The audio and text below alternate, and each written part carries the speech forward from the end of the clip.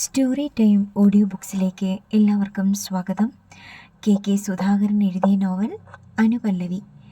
ഗോപിനാഥിൻ്റെ മുഖത്തേക്ക് ഗായത്രി ദേവി ഒന്ന് നോക്കി. അയാൾ ഗൗരവഭാവത്തിൽ ഇരിക്കുകയായിരുന്നു.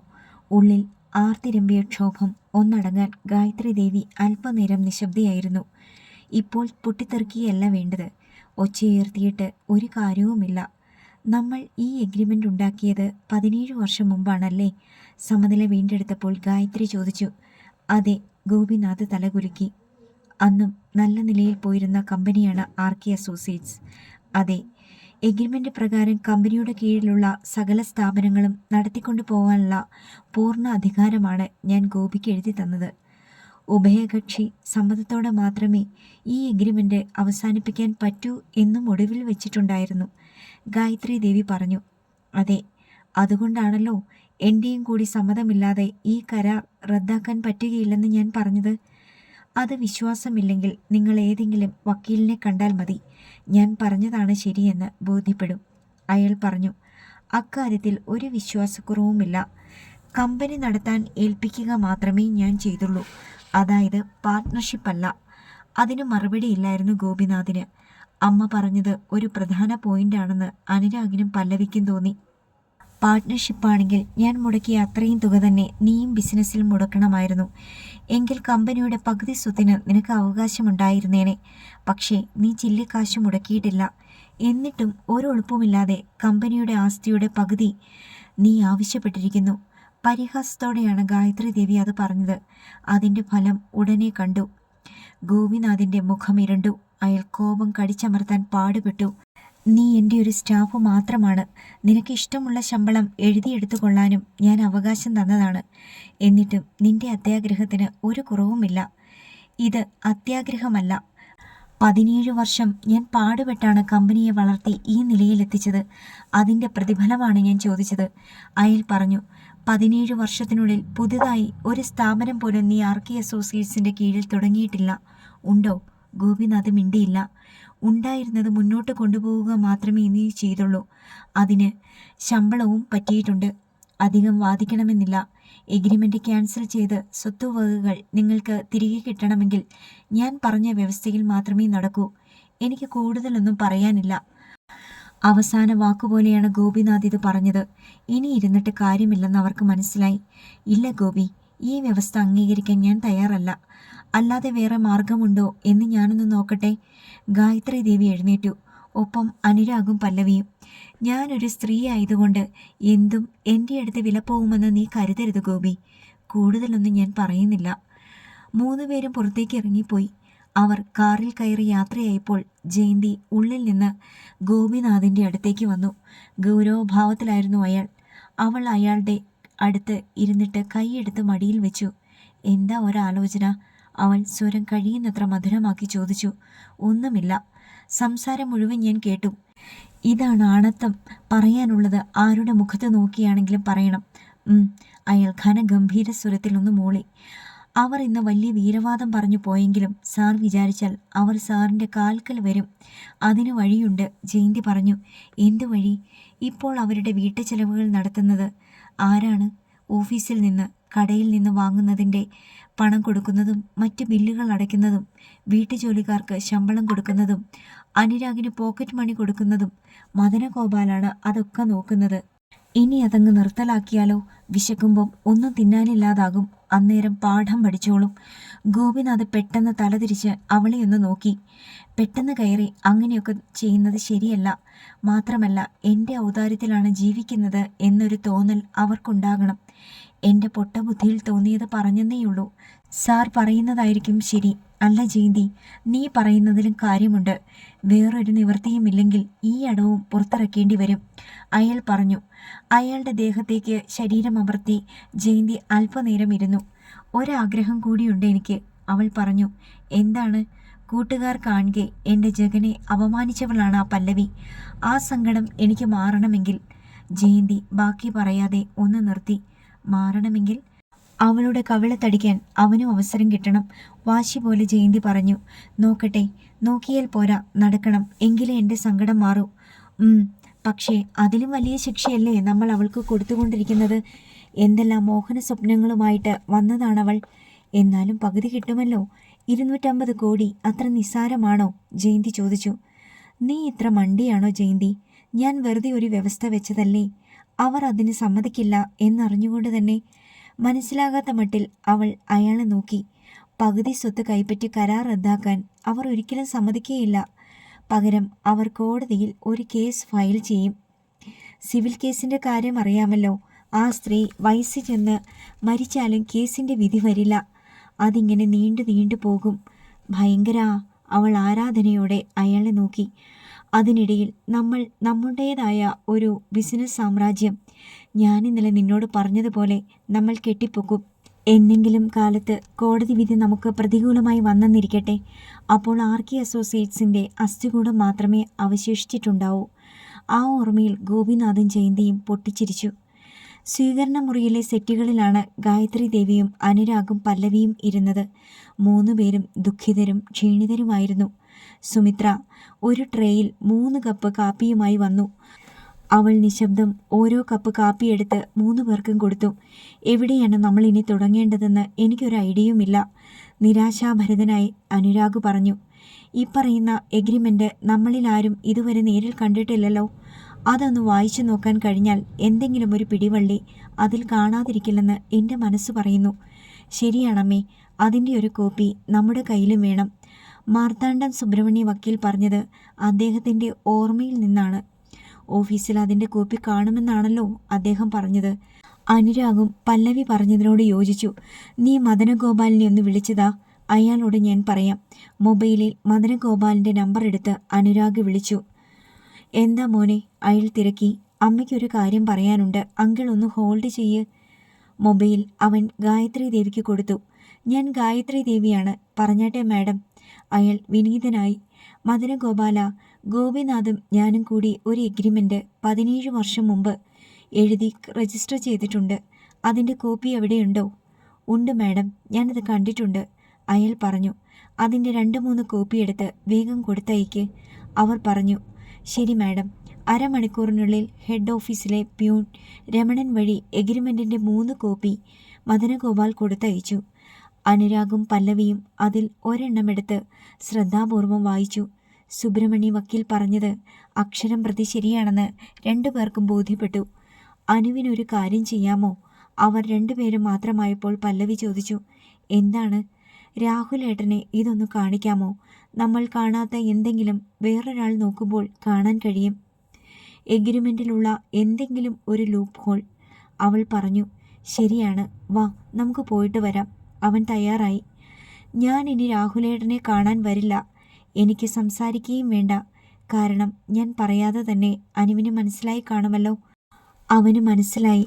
താൻ കാരണം ഇനി രാഹുലേട്ടൻ ചീത്തപ്പേര് കേൾക്കാനിടവരരുതെന്ന് അവൾ ഇടയ്ക്കൊക്കെ പറയാറുണ്ട്. ശരി, ഞാൻ പോയിട്ട് വരാം. രാഹുലേട്ടൻ ഓഫീസിൽ നല്ല തിരക്ക് കാണും. ഒന്ന് വിളിച്ച് ചോദിച്ചിട്ട് പോകുന്നതല്ലേ നല്ലത്? അവൾ ചോദിച്ചു. അത് ശരിയാണ്. അവൻ അപ്പോൾ തന്നെ രാഹുലിനെ വിളിച്ചു. കാര്യം പറഞ്ഞപ്പോൾ സന്ധ്യയ്ക്ക് 7 മണി കഴിഞ്ഞ് വീട്ടിലേക്ക് ചെല്ലാനാണ് അയാൾ അറിയിച്ചത്. അതാണ് അനു നല്ലത്. ഓഫീസിൽ ചെന്നാൽ മറ്റു തിരക്കുകൾക്കിടയിൽ ശ്രദ്ധാപൂർവം വായിച്ചു നോക്കാനോ ചിന്തിക്കാനോ പറ്റിയെന്നു വരില്ല, അവൾ പറഞ്ഞു. വൈകുന്നേരം 7 മണി കഴിഞ്ഞപ്പോൾ അനുരാഗ് തനിച്ച് ശവക്കോട്ട പാലത്തിനടുത്തുള്ള വീട്ടിലേക്ക് ചെന്നു. രാഹുൽ മാത്രമല്ല, ശ്രീനാഥുമുണ്ടായിരുന്നു അപ്പോൾ അവിടെ. ഇരിക്കൂ. സൗഹൃദത്തോടെ രാഹുൽ അവനെ സ്വീകരിച്ചു. ഞാൻ ഇന്ന് ഗോപിനാഥിനെ കാണാൻ പോയിരുന്നു. സംസാരിച്ച് തെറ്റിപ്പിരിഞ്ഞ് തിരിച്ചു പോരേണ്ടി വന്നു ഞങ്ങൾക്ക്, അവൻ പറഞ്ഞു. എന്തായിരുന്നു അയാളുടെ ഡിമാൻഡ്? ശ്രീനാഥ് ചോദിച്ചു. ഗോപിനാഥുമായുണ്ടായ സംഭാഷണം മുഴുവൻ അവർ 2 പേരോടും പറഞ്ഞു കേൾപ്പിച്ചു. എഗ്രിമെൻ്റ് കാണിച്ചു. പന്തിപ്പോൾ അയാളുടെ കോർട്ടിലാണ്. അതാണ് അയാൾ ഇത്ര നിഗളിക്കുന്നത്. എഗ്രിമെൻ്റ് വായിച്ചു നോക്കിയ ശേഷം രാഹുൽ പറഞ്ഞു. അയാൾക്ക് കുറുക്കൻ്റെ ബുദ്ധിയാണ്. അതുകൊണ്ടാണ് അന്നേ ഇങ്ങനെയൊരു എഗ്രിമെൻ്റ് തയ്യാറാക്കി അമ്മയെ കൊണ്ട് ഒപ്പിടിവിച്ചത്. മുൻകൂട്ടി അയാൾ കാര്യങ്ങൾ പ്ലാൻ ചെയ്തിരുന്നു, ശ്രീനാഥ് പറഞ്ഞു. അയാളുടെ കയ്യിൽ നിന്ന് കമ്പനി തിരിച്ചു പിടിക്കാൻ എന്തെങ്കിലും വഴിയുണ്ടോ? അനുരാഗ് പ്രതീക്ഷയോടെ രാഹുലിനോടും ശ്രീനാഥിനോടും ചോദിച്ചു. അച്ഛൻ മരിച്ചു കഴിഞ്ഞ ശേഷമാണല്ലോ ഈ എഗ്രിമെൻ്റ് എഴുതി ഒപ്പിട്ടത്, ശ്രീനാഥ് ചോദിച്ചു. അതെ, അമ്മ വല്ലാത്തൊരു ഷോക്കിലായിരുന്നു. കമ്പനി കാര്യങ്ങൾ ഒരു മുടക്കവും വരരുതെന്ന് ചിന്തിച്ചിട്ടാണ്. അനുരാഗ് പറഞ്ഞു. അതായത് അമ്മയുടെ മനസ്സപ്പോൾ നോർമൽ ആയിരുന്നില്ല. മയങ്ങാനുള്ള മരുന്ന് ഡോക്ടർ കൊടുത്തു കാണും ആ സമയത്ത്. അമ്മയോട് ചോദിച്ചാലേ അറിയൂ. അങ്ങനെയാണെങ്കിൽ അവിടെ ഒരു ചെറിയ സാധ്യതയുണ്ട്. എഗ്രിമെൻ്റ് ക്യാൻസൽ ചെയ്യിക്കാൻ കോടതി വഴി. ശ്രീനാഥ് പറഞ്ഞു. എങ്ങനെ? സുബോധമില്ലാത്ത സമയത്ത് കാര്യങ്ങൾ ഗ്രഹിക്കാതെ നിർബന്ധിച്ച് ഒപ്പിട്ട് വാങ്ങിയ രേഖയാണെന്ന് നല്ലൊരു വക്കീലിന് സമർത്ഥിക്കാൻ കഴിയും. ഞാൻ അമ്മയോടൊന്ന് സംസാരിച്ച് നോക്കട്ടെ, അനുരാഗ് പറഞ്ഞു. ഒരു പുതിയ പ്രതീക്ഷയോടെയാണ് അനുരാഗ് വീട്ടിലേക്ക് പോയത്. കോടതി വഴി തന്നെ ആ എഗ്രിമെൻറ്റിൻ്റെ സാധ്യത ഇല്ലാതാക്കാൻ പറ്റുമെങ്കിൽ അത് തന്നെയാണ് നല്ലത്. അമ്മേ, വേറൊരു സാധ്യത മുന്നിൽ തെളിയുന്നുണ്ട്. വീട്ടിലെത്തി ഗായത്രി ദേവിയോട് അവൻ അക്കാര്യം പറഞ്ഞു. അമ്മ പൂർണ്ണബോധത്തോടെയല്ല ആ കരാർ ഒപ്പിട്ട് കൊടുത്തതെന്ന് തെളിയിച്ചാൽ കോടതി അത് അസ്ഥിരപ്പെടുത്തും. അതിന് വകുപ്പുണ്ട്. നല്ലൊരു വക്കീൽ വാദിച്ചാൽ അത് നടക്കുമെന്ന് തന്നെയാണ് രാഹുലും ശ്രീനാഥും പറയുന്നത്. ഗായത്രി ദേവി ഒരു നിമിഷം പഴയ ഓർമ്മയിൽ മുഴുകിയിരുന്നു. പല്ലവിയും അനുരാഗും ഒന്നും മിണ്ടിയില്ല. അമ്മ ഓർമ്മയിൽ നിന്ന് ആവശ്യമുള്ളതൊക്കെ തിരഞ്ഞെടുക്കട്ടെ എന്നായിരുന്നു അവർ ചിന്തിച്ചത്. കൃഷ്ണ നഴ്സിംഗ് ഹോമിലെ ഡോക്ടർ ഹരിപ്രസാദ് ആയിരുന്നു മോനെ അന്ന് നമ്മുടെ ഫാമിലി ഡോക്ടർ. നിനക്ക് അദ്ദേഹത്തെ കണ്ട ഓർമ്മയുണ്ടോ? പെട്ടെന്ന് ഗായത്രി ദേവി ചോദിച്ചു. കൃത്യമായി ഓർക്കാൻ കഴിയുന്നില്ല. നമ്മൾ എത്രയോ പേരെ കണ്ടിട്ടുണ്ടാവും, അവൻ പറഞ്ഞു. മെലിഞ്ഞ് നല്ല ഉയരമുള്ള ആളായിരുന്നു ഡോക്ടർ ഹരിപ്രസാദ്. അന്ന് തന്നെ 50 വയസ്സിന് മുകളിൽ വരും. അച്ഛൻ്റേത് കാർഡിയാക് അറസ്റ്റ് ആയിരുന്നല്ലോ. രാവിലെ വലിയ സന്തോഷത്തോടെയാണ് ഓഫീസിൽ പോയത്. നിനക്കന്ന് 5 വയസ്സ്. ഉച്ചയ്ക്ക് ഊണ് കഴിക്കാൻ വരുന്ന സമയത്ത് വീട്ടിലെത്തിയത് അച്ഛൻ്റെ കാറല്ല, ഒരു ആംബുലൻസ്. ആ ഓർമ്മയിൽ ഞെട്ടിത്തെറിച്ച് ഗായത്രി ദേവി ഇരുന്നു. എനിക്കത് താങ്ങാൻ കഴിയുമായിരുന്നില്ല. അലമുറയിട്ടതും തല ഭിത്തിയിലിടിച്ച് കരഞ്ഞതുമൊക്കെ ഓർമ്മയുണ്ട്. അന്ന് ഡോക്ടർ ഹരിപ്രസാദ് വന്ന് ഇഞ്ചക്ഷൻ തന്നപ്പോഴാണ് അല്പമൊന്ന് അടങ്ങിയത്. പക്ഷേ മരുന്നിൻ്റെ പിടി വിടുമ്പോൾ വീണ്ടും മനസ്സ് കൈവിട്ടു പോകും. അങ്ങനെ 1-2 ആഴ്ച. ഈ സമയത്തായിരിക്കും കമ്പനി നടത്തിപ്പിന് അയാൾ വന്ന്, പല്ലവി പറഞ്ഞു. അതെ, ആ സമയത്ത് ബന്ധുക്കൾ പോലും അടുത്തില്ല. സുമിത്രയും 3-4 ജോലിക്കാരുമുണ്ട്. ഒന്നും വായിച്ചു കേൾക്കാതെയുമാണ് ഒപ്പിട്ട് കൊടുത്തത്. കമ്പനിയുടെ നടത്തിപ്പിന് ഒരു തടസ്സവും ഉണ്ടാകരുതെന്നേ വിചാരിച്ചുള്ളൂ. അത് തന്നെയുമല്ല പല്ലവി, അച്ഛൻ പോയെങ്കിലും ഞങ്ങൾക്ക് പണത്തിനൊരു ബുദ്ധിമുട്ടും പിന്നീട് അനുഭവപ്പെട്ടില്ല. വേണ്ടതിലധികം സുഖസൗകര്യങ്ങൾ അയാൾ ചെയ്തു തന്നുകൊണ്ടിരുന്നു. അനുരാഗ് പറഞ്ഞു. അത് അയാളുടെ ബുദ്ധിയായിരുന്നു. എന്തിനേലും കുറവ് അനുഭവപ്പെട്ടാലല്ലേ അതേക്കുറിച്ച് സംസാരമുണ്ടാകൂ. അമ്മയുടെയും അനുവിൻ്റെയും നാവ് ഉയരാതിരിക്കാൻ അയാൾ വേണ്ടത്ര ശ്രദ്ധിച്ചു. പല്ലവി പറഞ്ഞു. അതെ, എന്തായാലും ഈ റൂട്ടിൽ നമുക്കൊന്ന് മുന്നോട്ട് പോകാം അല്ലേ അമ്മേ? അനുരാഗ് ചോദിച്ചു. അതെ, തൽക്കാലം വേറൊരു വഴിയും നമ്മുടെ മുന്നിലില്ലല്ലോ. സുബ്രഹ്മണ്യ വക്കീലിനെ വിളിച്ച് സമയം ചോദിച്ചിട്ട് അനുരാഗും പല്ലവിയും കൂടി അദ്ദേഹത്തിൻ്റെ ഓഫീസിലേക്ക് ചെന്നു. അദ്ദേഹത്തിന് അപ്പോൾ കാര്യമായി തിരക്കൊന്നുമില്ലായിരുന്നു. ആ എഗ്രിമെൻറ്റിൻ്റെ കോപ്പി കൊണ്ടുവന്നിട്ടുണ്ടോ? അദ്ദേഹം ചോദിച്ചു. ഹാൻഡ് ബാഗിൽ മടക്കി വെച്ചിരുന്ന കടലാസുകൾ എടുത്ത് പല്ലവി അദ്ദേഹത്തിന് കൊടുത്തു. അദ്ദേഹം കണ്ണടയ്ക്കുള്ളിലൂടെ അത് വായിച്ചു കൊണ്ടിരുന്നപ്പോൾ അനുരാഗിൻ്റെയും പല്ലവിയുടെയും ഹൃദയമിടിപ്പിൻ്റെ വേഗത ഉയർന്നുകൊണ്ടിരുന്നു. ശ്രീനാഥ് പറഞ്ഞ സാധ്യത നിലനിൽക്കുന്നതല്ല എന്നാണ് വക്കീൽ പറയുന്നതെങ്കിൽ അതോടെ മുന്നിലുള്ള വഴിയടയും. ഒടുവിൽ വക്കീൽ മുഖമുയർത്തി നോക്കി. വളരെ ഫുൾ പ്രൂഫായ എഗ്രിമെൻ്റ് തന്നെയാണ് അയാൾ തയ്യാറാക്കിച്ചിട്ടുള്ളത്. എങ്കിലും ഫോൺ ചെയ്തപ്പോൾ പറഞ്ഞ വകുപ്പിന് സാധ്യതയുണ്ട്. നമുക്ക് എത്രയും വേഗം അങ്ങനൊരു കേസ് ഫയൽ ചെയ്യാം, വക്കീൽ പറഞ്ഞു. 2 പേർക്കും ആശ്വാസമായി. അതിന് എന്തൊക്കെ തെളിവുകളാണ് നമ്മൾ കോടതിയിൽ ഹാജരാക്കേണ്ടത്? അനുരാഗ് ചോദിച്ചു. ഡോക്ടർ ഹരിപ്രസാദ് ആയിരുന്നില്ലേ അമ്മയെ ട്രീറ്റ് ചെയ്തത്? അതെ, എനിക്ക് പരിചയമുണ്ടായിരുന്നു അദ്ദേഹത്തെ. പ്രഗത്ഭനായിരുന്നു, സത്യസന്ധനും ആത്മാർത്ഥതയുള്ളവനും. അദ്ദേഹത്തിൻ്റെ ഒരു അഫിഡവിറ്റ് മാത്രം മതി നമുക്ക് വാദിക്കാൻ. അതായത് ഈ എഗ്രിമെൻ്റ് എക്സിക്യൂട്ട് ചെയ്ത സമയത്ത് ഗായത്രി ദേവിയുടെ മാനസിക നില നോർമൽ അല്ലായിരുന്നു എന്ന് ഒരു സാക്ഷിമൊഴി. കൃഷ്ണ നഴ്സിംഗ് ഹോമിലായിരുന്നല്ലോ അദ്ദേഹം വർക്ക് ചെയ്തിരുന്നത്. അതെ, അദ്ദേഹം ഇപ്പോൾ അവിടെ ഇല്ല. എവിടെയാണുള്ളതെന്ന് കണ്ടുപിടിക്കണം. മാത്രമല്ല അമ്മ ആ ഹോസ്പിറ്റലിൻ്റെ പേഷ്യൻ്റ് ആയിരുന്നല്ലോ. അന്നത്തെ ട്രീറ്റ്മെൻറ്റ് റെക്കോർഡ് കിട്ടുമെങ്കിൽ അതും ഒരു നല്ല തെളിവായിരിക്കും. ഞങ്ങൾ ചെന്ന് കണ്ടുപിടിക്കാം സർ, പല്ലവി പറഞ്ഞു. അവൾക്ക് നല്ല ആത്മവിശ്വാസം അനുഭവപ്പെട്ടു. എങ്കിൽ എത്രയും വേഗം നമുക്ക് കേസ് ഫയൽ ചെയ്യാം. വിജയിക്കും, അക്കാര്യത്തിൽ എനിക്ക് നല്ല വിശ്വാസമുണ്ട്. സതുദ്ദേശത്തോടെയല്ല അയാൾ ഈ എഗ്രിമെൻറ്റിൽ ഗായത്രി ദേവിയെ കൊണ്ട് ഒപ്പിടുവിച്ചതെന്ന് ഇപ്പോഴത്തെ സംഭവങ്ങൾ തെളിയിക്കുന്നുമുണ്ടല്ലോ. അതും നമുക്ക് കോടതിയിൽ പ്രസൻറ്റ് ചെയ്യാം. അനുരാഗിനും പല്ലവിക്കും ഒരു പുതിയ ഉണർവ് കിട്ടി. സർ, ഒരു സംശയം കൂടിയുണ്ട് എനിക്ക്. മനസ്സിനെ അലട്ടിക്കൊണ്ടിരുന്ന ഒരു പ്രശ്നത്തിന് കൂടി മറുപടി വേണമായിരുന്നു അനുരാഗിന്. എന്താണ്? വക്കീൽ ചോദിച്ചു. ഗോപിനാഥിന് ഇപ്പോൾ കമ്പനിയിലുള്ള അവകാശം അയാൾക്ക് വേറെന്തെങ്കിലും വ്യക്തിക്ക് കൈമാറാൻ പറ്റുമോ? അത് പറ്റില്ല. ഗോപിനാഥും ഗായത്രി ദേവിയും തമ്മിലുള്ള എഗ്രിമെൻ്റാണിത്. അയാൾ വിവാഹിതനല്ലല്ലോ. അല്ല. അഥവാ അനന്തരാവകാശികൾ ഉണ്ടെങ്കിൽ പോലും അവർക്കിത് കൈമാറാൻ വകയില്ല. മരിക്കുന്നത് വരെ അയാൾക്ക് അവകാശം ഉണ്ടായിരിക്കുകയും ചെയ്യും. അതിനു മുമ്പ് അതിൻ്റെ സാധുത ഇല്ലാതായില്ലെങ്കിൽ മരിക്കുന്നത് വരെ. ആ വാക്കുകൾ അനുരാഗിൻ്റെ മനസ്സിൽ എവിടെയോ ചെന്ന് തറച്ചു. ശരി സാർ, ഞങ്ങൾ ഡോക്ടർ ഹരിപ്രസാദിനെ ഒന്ന് കണ്ടുപിടിക്കാൻ നോക്കട്ടെ. അവർ യാത്ര പറഞ്ഞിറങ്ങി. വക്കീൽ പറഞ്ഞത് നീ ശ്രദ്ധിച്ചോ? തിരിച്ചു പോകുമ്പോൾ കാർ ഓടിക്കുന്നതിനിടയിൽ അനുരാഗ് ചോദിച്ചു. എന്താണ്?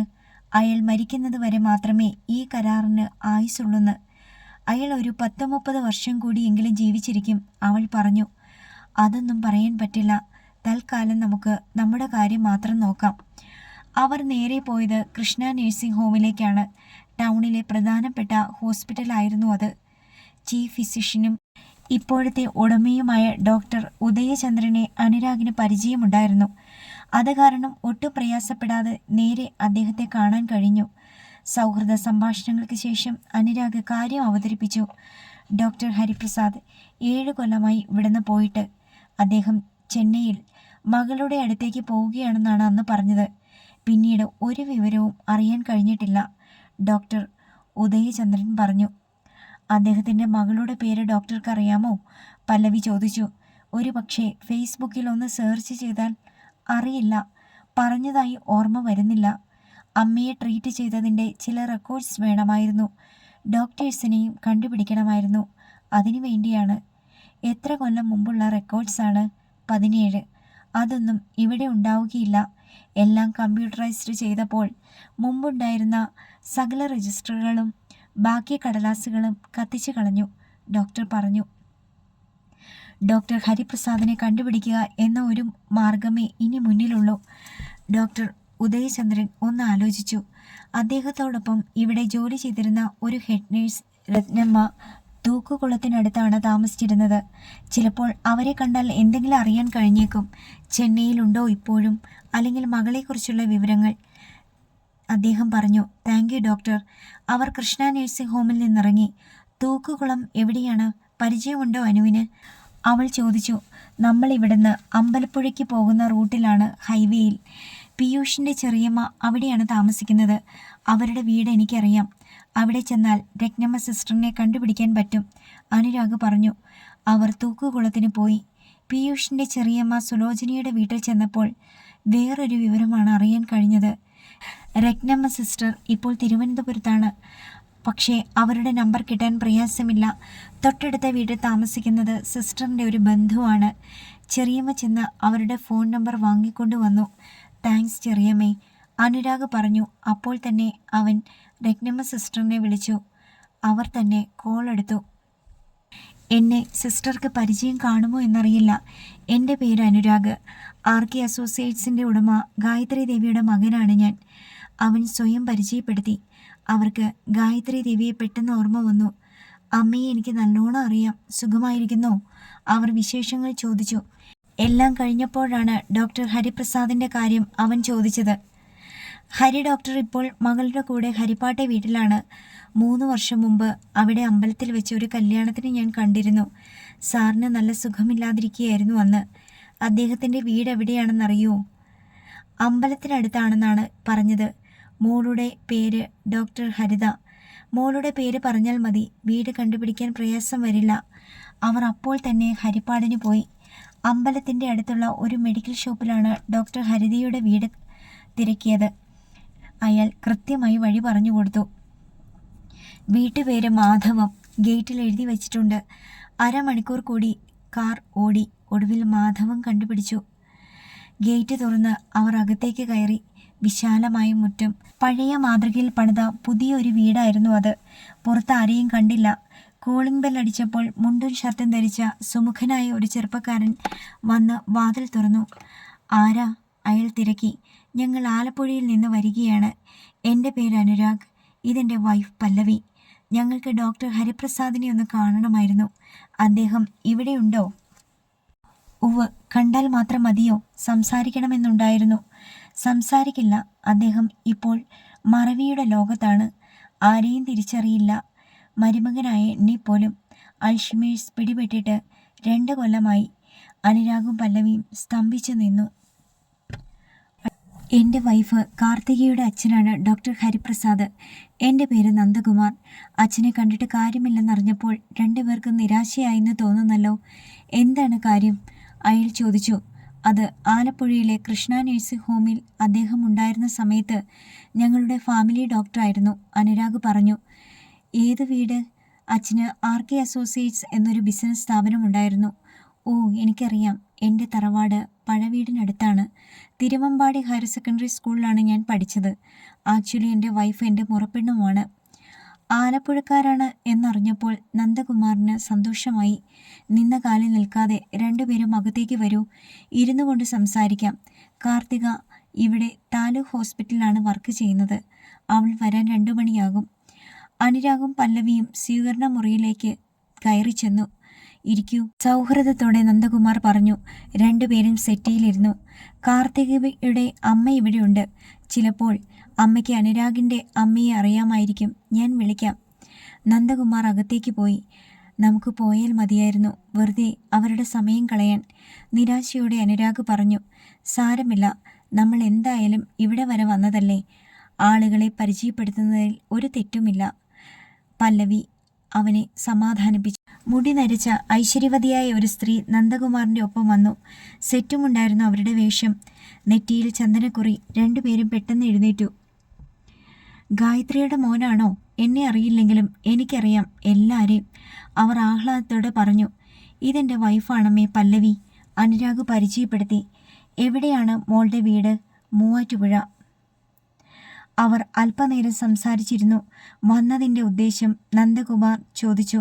അന്ന് അമ്മയെ ചികിത്സിച്ച ഡോക്ടറുടെ ഒരു അഫിഡവിറ്റ് കിട്ടിയാൽ ചിലപ്പോൾ ആ എഗ്രിമെൻറ്റിൻ്റെ നിയമസാധുത ഇല്ലാതാക്കാൻ കഴിഞ്ഞേക്കുമെന്ന് ഒരു ഉപദേശം കിട്ടിയതുകൊണ്ടാണ് ഞങ്ങൾ. പല്ലവി പറഞ്ഞു. ഒരുപക്ഷെ അച്ഛന് നോർമൽ ആരോഗ്യമുണ്ടായിരുന്നെങ്കിൽ കോടതിയിൽ വന്ന് സാക്ഷി പറഞ്ഞേനെ. നന്ദകുമാർ പറഞ്ഞു. 2 കൊല്ലമായി ഓർമ്മ നശിച്ചിട്ട് ഞങ്ങൾ അടുത്ത് ചെല്ലുമ്പോൾ അന്യരെ പോലെയാണ് നോക്കുന്നത്, അമ്മ പറഞ്ഞു. ഭാഗ്യദോഷം, അല്ലാതെ എന്തു പറയാനാണ്. വളരെ നന്ദി. ഇനി ഞങ്ങൾ ഇറങ്ങുകയാണ്. അനുരാഗ് എഴുന്നേറ്റു. പോകല്ലേ, ഇരിക്കും മോനെ. എന്തെങ്കിലും കഴിക്കാതെ ഇവിടുന്ന് പോകാൻ പാടില്ല, അവർ നിർബന്ധപൂർവം പറഞ്ഞു. അനുരാഗിന് വീണ്ടും ഇരിക്കേണ്ടി വന്നു. മോൾ വാ, സംസാരിച്ചിട്ട് എനിക്ക് കൊതി തീർന്നില്ല. ആ അമ്മ പല്ലവിയെയും കൊണ്ടാണ് അകത്തേക്ക് പോയത്. അത് കണ്ട് നന്ദകുമാർ ചിരിച്ചു. അമ്മ ഇങ്ങനെയാണ്. ആരെയെങ്കിലും ഇഷ്ടപ്പെട്ടാൽ പിന്നെ വലിയ സ്നേഹമാണ്. സൽക്കരിച്ചേ വിടൂ. സാർ എവിടെയാണ് വർക്ക് ചെയ്യുന്നത്? അനുരാഗ് വെറുതെ ചോദിച്ചു. ഞാനോ? എനിക്ക് ബിസിനസ്സാണ്. കാറിൻ്റെ ഡീലർഷിപ്പ്. വൈറ്റിലയിലാണ് ഞങ്ങളുടെ ഷോറൂമും സർവീസ് സെൻറ്ററും. ഞാൻ തനിച്ചല്ല, പാർട്ട്ണർഷിപ്പ് ബേസിലാണ്, നന്ദകുമാർ പറഞ്ഞു. അപ്പോൾ പുതിയ കാർ മേടിക്കണമെന്ന് തോന്നുമ്പോൾ അങ്ങോട്ട് വന്നാൽ മതിയല്ലോ, തമാശമട്ടിൽ അനുരാഗ് ചോദിച്ചു. തീർച്ചയായും. മാക്സിമം ഡിസ്കൗണ്ടും എക്സ്ചേഞ്ച് ബെനഫിറ്റും എക്സ്റ്റെൻഡഡ് സർവീസ് വാറൻറ്റിയുമൊക്കെ അനുരാഗിന് പ്രതീക്ഷിക്കാം. അയാൾ ഒരു വിസിറ്റിംഗ് കാർഡ് എടുത്ത് അവന് കൊടുത്തു. ഈ നിലയിൽ പോയാൽ പുതിയ ഒരു കാർ വാങ്ങാനുള്ള പണം സ്ഥാപനം സ്വന്തമാണെങ്കിലും അനുരാഗിന് കിട്ടുകയില്ലല്ലോ. ആ ഗോപിനാഥ് കനിഞ്ഞു തന്നാലേ പറ്റൂ. അതെ. അവൻ്റെ സ്വരം താഴ്ന്നുപോയി. കേട്ടിട്ട് അയാൾ എന്തിനും മടിക്കാത്തവനാണെന്ന് തോന്നുന്നു. അനുരാഗ് സൂക്ഷിക്കണം. കഴിയുന്നതും തനിച്ച് യാത്ര ചെയ്യരുത്. അനുരാഗ് അയാളെ പകച്ചു നോക്കി. അയാൾക്ക് 2 ബോഡി ഗാർഡുകൾ എപ്പോഴും കൂടെ കാണും. ഡ്രൈവർമാരെന്നാണ് വെപ്പ്. പക്ഷേ അനുരാഗ് സുരക്ഷയ്ക്ക് മുൻകരുതലുകൾ എടുക്കണം.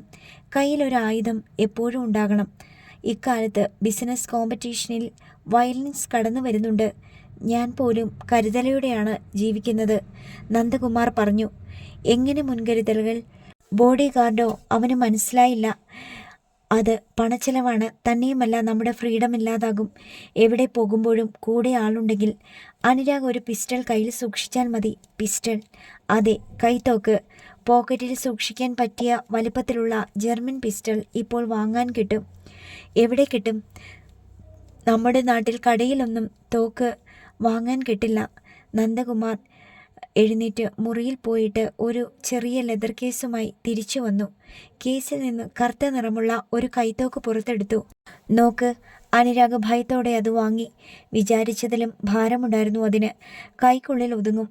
വളയത്തിൽ ചൂണ്ടുവിരൽ കടത്തി കാഞ്ചിയൊന്ന് വലിച്ചാൽ അവൻ പെട്ടെന്ന് അത് തിരിച്ചു കൊടുത്തു. മട്ടാഞ്ചേരിയിൽ ഒരു ഫെഡറിക് സായിപ്പുണ്ട്. പുള്ളിക്ക് ഇതിൻ്റെ രഹസ്യ ബിസിനസ്സുണ്ട്.